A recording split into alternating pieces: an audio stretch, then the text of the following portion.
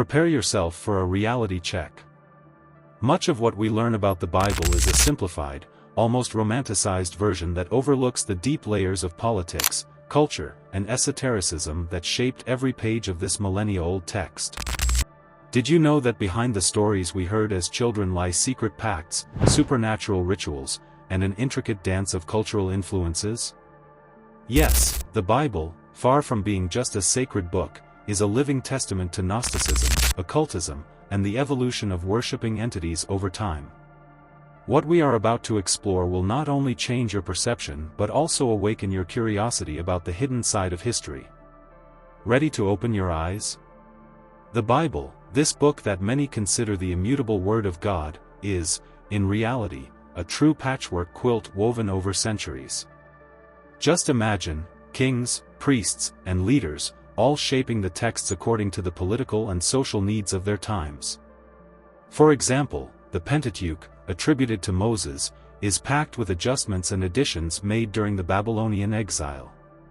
It's as if it were a collective pact between the scribes and the cultural entities surrounding them. But does what we read today still carry the original spirit? Or does it merely reflect the conveniences of those who wrote it? Have you ever stopped to wonder why the Bible is so full of metaphors and narratives that seem contradictory? The answer lies in the multiple hands that wrote it.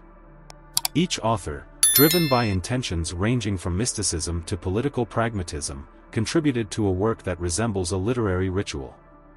For instance, the Book of Isaiah is an excellent case study. Its parts reflect distinct historical contexts, as though they were separate invocations stitched together into a single literary cult. And here's the question: what is the true essence of the text? The Psalms, those poetic songs that many see as pure devotion, also carry layers of Gnosticism and implicit rituals. It's no coincidence that many of them resemble invocations for protection or direct pacts with the divine. David, their principal author, was both a king and a figure with one foot in the supernatural. His songs weren't just meant to inspire, they were used in real rituals, calling for victory and prosperity. Anyone reading without understanding the context loses the connection to the hidden side of these passages. Interestingly, the translations and editions of the Bible have also acted as true cultural filters. The version known as the Septuagint, the Greek translation of the Old Testament, adapted the texts for a Hellenistic audience, altering not only the vocabulary but also the spiritual meaning of many passages. It's as though the text was reconsecrated for a new cult. By revisiting these layers, we see how the texts became dynamic, constantly reinterpreted. And don't think the New Testament escaped this dynamic evolution. Paul's letters, for instance, were shaped by his personal vision of a covenant between humanity and Christ, a central figure representing both a sacrificial ritual and the promise of redemption. He wrote to different communities, tailoring his messages to each audience. Here, once again, we see the Bible as a living text, almost supernatural in its capacity for transformation. Even though many see the Bible as something untouchable, it's important to remember that its evolution is deeply intertwined with the cultures around it. From the rituals of the ancient Middle East to the Gnostic practices of the early centuries, it is a testament to a syncretism that transcends simple worship of a single God. By exploring these influences, we open a door to understanding how cultural entities shaped what we now call sacred. Now, imagine if you could read the Bible through the eyes of those who created it, understanding its pacts, invocations, and the esoteric context in which it was written. The depth this adds to the reading is almost supernatural. We're not just talking about a text, we're talking about a portal to human and spiritual understanding throughout the centuries. In this sense, the Bible becomes a reflection of the souls that shaped it. And this is just the beginning. Archaeology, often seen as a science of stones and ruins, is actually a magical key to uncover humanity's hidden past. When the first archaeologists began excavating biblical lands, they revealed something that seemed to emerge from an esoteric ritual: the connection between biblical myths and forgotten civilizations. For example, the discovery of the ruins of Jericho raised questions about the accounts of its destruction. Were the biblical narratives metaphorical pacts between peoples or actual historical records? This doubt lingers and compels us to view the Bible with a mix of curiosity and reverence. Over the years, advancements in archaeology have brought to light not just objects but also a context that seemed lost to time. From Babylonian temples to traces of Phoenician rituals, each archaeological find is like a summoning of the past. The famous Tel Dan inscription, for instance, confirmed the existence of the House of David, connecting the biblical account with historical reality. These fragments show us that the Bible's narratives are not mere stories but a tapestry woven with the supernatural and politics. Among the most intriguing discoveries is the city of Ugarit, where texts mentioning deities like Baal were found. This figure, considered a demonic entity in some biblical contexts, was central to the cults of the time. The excavations revealed how local beliefs influenced the evolution of worshipping Yahweh. Imagine a time when rituals to these entities were commonplace and consider the impact these practices had on shaping religious traditions. Isn't it fascinating how archaeology leads us to these hidden layers of meaning? And what about the Ebla clay tablets, which contain names and practices remarkably similar to those described in the Old Testament? These artifacts, in addition to detailing rituals and pacts between ancient peoples, offer insights into the spiritual connection of Semitic peoples with the divine.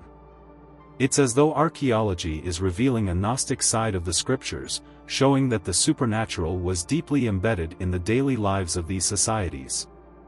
These discoveries continue to shape our understanding of the Bible as something beyond a static text. The evolution of archaeological techniques, such as carbon dating, has made it possible to verify dates and events with almost supernatural precision. Take, for instance, the analysis of the Dead Sea Scrolls. These texts, hidden for centuries in caves, carry secrets about the rituals and beliefs of the Essenes, a community deeply connected to Gnosticism. The very act of unearthing these documents feels ritualistic, almost as if we are summoning the past to speak to us. But it wasn't just texts and temples that archaeology unveiled. Everyday objects, like amulets and religious artifacts, bring to light occult practices that biblical texts only hint at indirectly. The discovery of small idols in regions like Canaan, for example, suggests that monotheism emerged from a setting rich in cults and invocations. These small objects, often seen as mere relics, bear the weight of spiritual pacts forged in another era. With each new excavation, archaeology proves that the Bible is not just a religious book but a vibrant testimony of cultures that connected to the supernatural in ways we are only beginning to understand. The impact of these discoveries goes beyond academia. They reconstruct narratives and allow us to see how rituals, pacts, and beliefs influenced history. It's almost as if every unearthed fragment whispers ancient truths, waiting to be heard. And the journey is far from over. Cultural syncretism is like an alchemical fusion of ideas, and few historical periods illustrate this as well as the Babylonian exile and the subsequent Persian domination of the Jews. It was during this era that elements of Zoroastrianism, such as the dualism between good and evil, began to permeate Jewish traditions. Before this, the concept of a demon as an active force of evil was less defined. However, with Persian influence, the idea of cosmic pacts between opposing forces gained traction. It's fascinating to consider how religious traditions can evolve through profound cultural interactions. Persian domination introduced spiritual concepts that became pillars of Jewish and later Christian religious thought. A clear example is the idea of a final apocalyptic battle between forces of good and evil, directly influenced by Zoroastrianism. Before contact with Persian culture, the Jewish view of a supernatural confrontation was more vague. This period also saw the crystallization of rituals like Yom Kippur, which acquired layers of Gnostic symbolism, connecting practitioners to deeper spiritual pacts. These changes highlight how cultural interaction can transform even the foundations of a belief system. Another fascinating point was the introduction of the concept of intermediary entities, such as angels and demons, concepts that gained complexity during the Persian period. Jewish tradition began to incorporate a more detailed celestial hierarchy, reflecting the esoteric influences of their neighbors. It's as if Judaism's spiritual vision underwent a ritualistic expansion, absorbing aspects of Persian occultism. This not only transformed biblical narratives but also enriched religious practices, placing greater emphasis on invocations and cults. The idea of a universal, transcendent, and singular God also gained momentum under Persian influence. Prior to this, Yahweh was often portrayed as a tribal god, closer to and more directly involved in the affairs of his people. With cultural syncretism, this worship evolved into a broader, almost philosophical vision of the divine.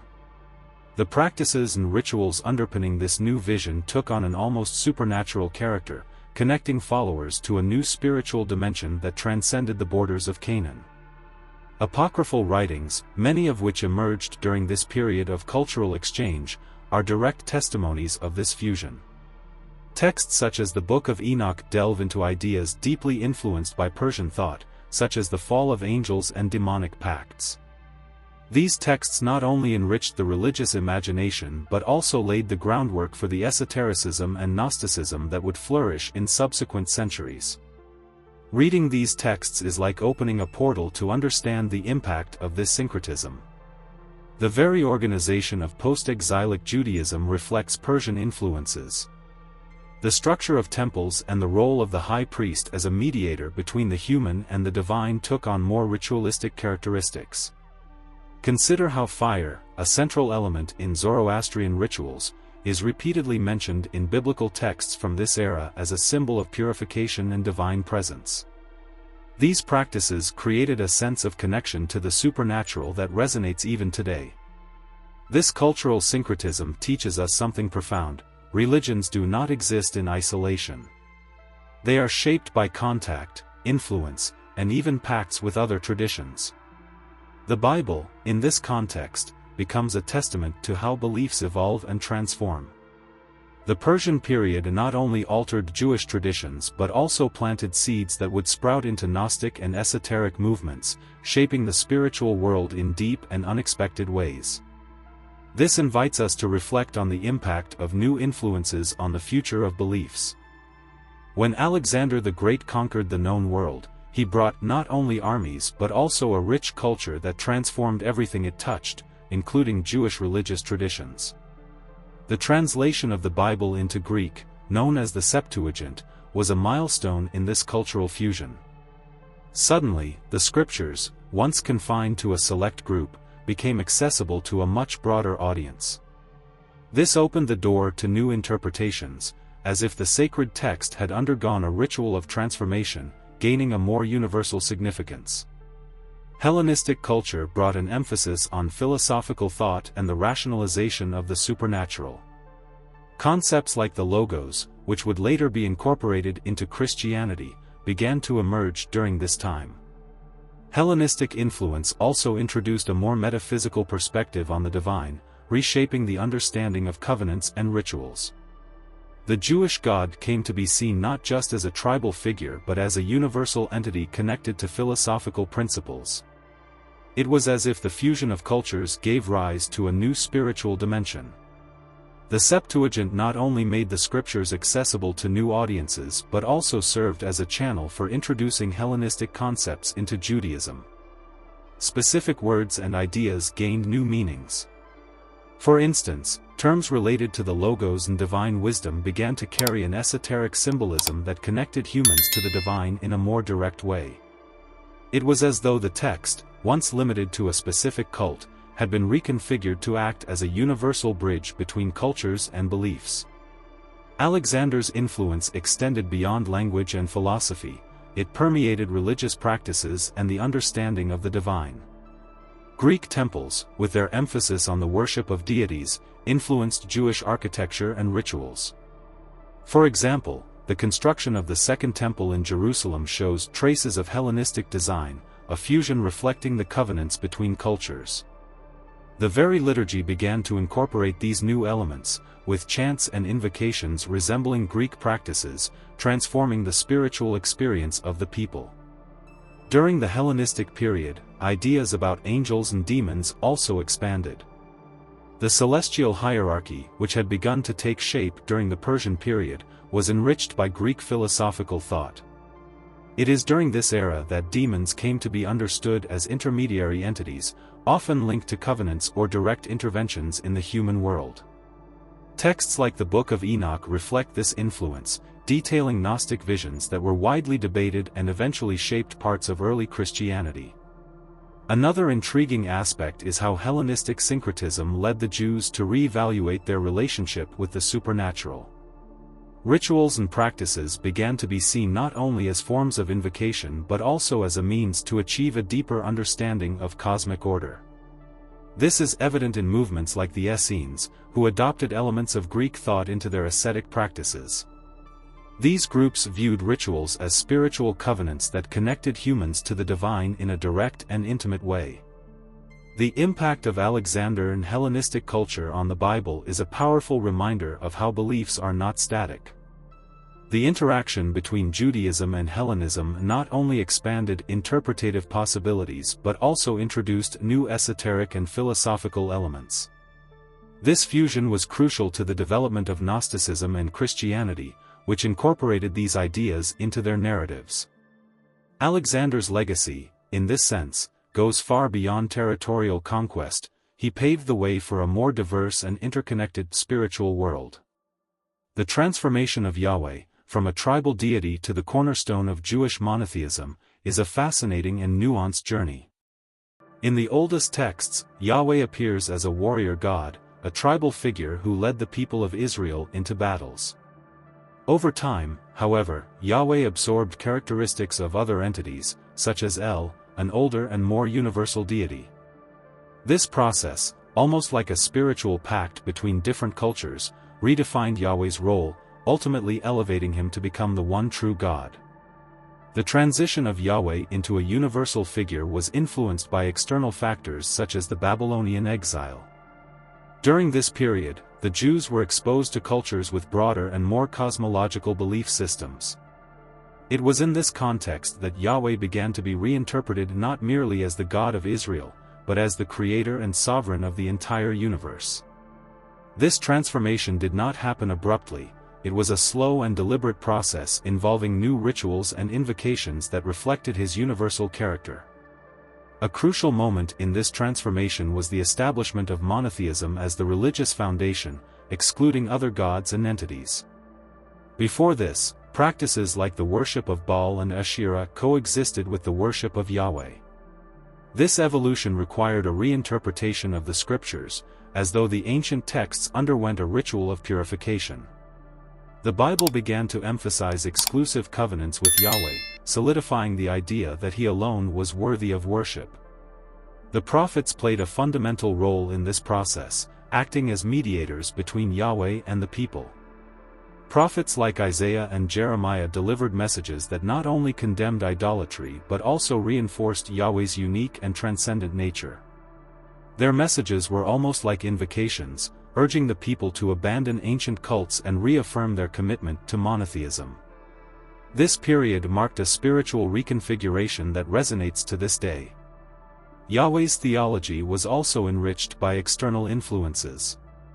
Concepts like divine justice, reward, and punishment gained depth through exposure to religious systems such as Zoroastrianism.